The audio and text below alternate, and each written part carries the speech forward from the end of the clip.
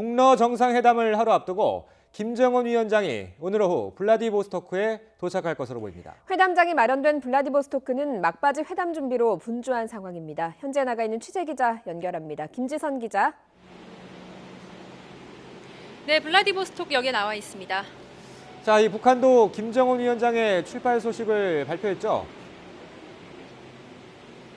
네, 그렇습니다. 북한 조선중앙통신이 오늘 새벽 김 위원장이 러시아를 찾기 위해 출발했다고 보도했습니다. 예상했던 대로 전용 열차를 타고 러시아를 방문합니다. 다만 통신은 김 위원장이 어디에서 출발했는지 밝히지 않았는데 평양이 아닌 다른 곳에서 출발했을 가능성이 있습니다. 국경 쪽 도시로 이동을 미리 했다가 거기에서 출발했을 가능성이 있는 겁니다. 김 위원장은 북러 접경의 두만강 철교를 통과해서 북한에서 러시아로 직접 이동하는 경로를 택할 것으로 보이는데 실제로 약 서너 시간 뒤면 북한과 러시아 국경을 넘을 것으로 전해졌습니다. 김 위원장이 탄 열차가 국경을 넘어 핫산에 도착하면 하노이 회담 때와 마찬가지로 그곳에서 간단한 환영 행사가 있을 것으로 보입니다.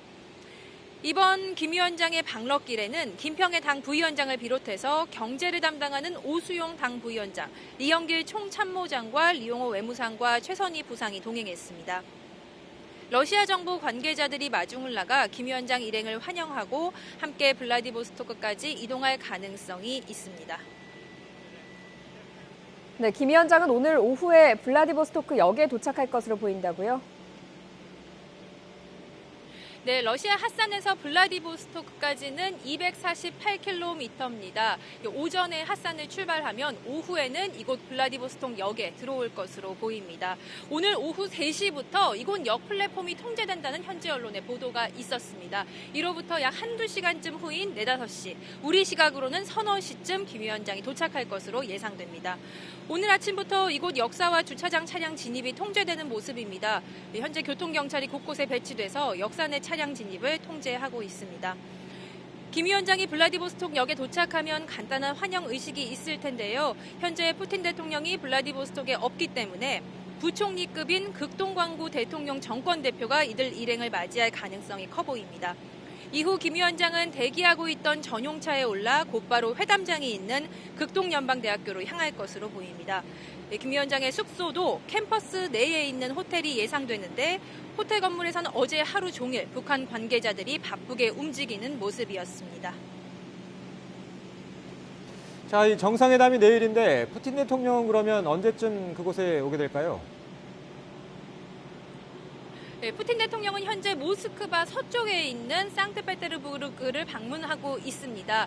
빨라야 내일 오전에 이곳에 도착할 수 있다는 얘기입니다. 정상회담 이후에는요, 중국 베이징을 찾습니다. 중국 1대1로 포럼에 참석하기 위해서 출국합니다. 이 때문에 당초 알려진 두 정상의 만찬은 어려울 것이라는 얘기가 있고요.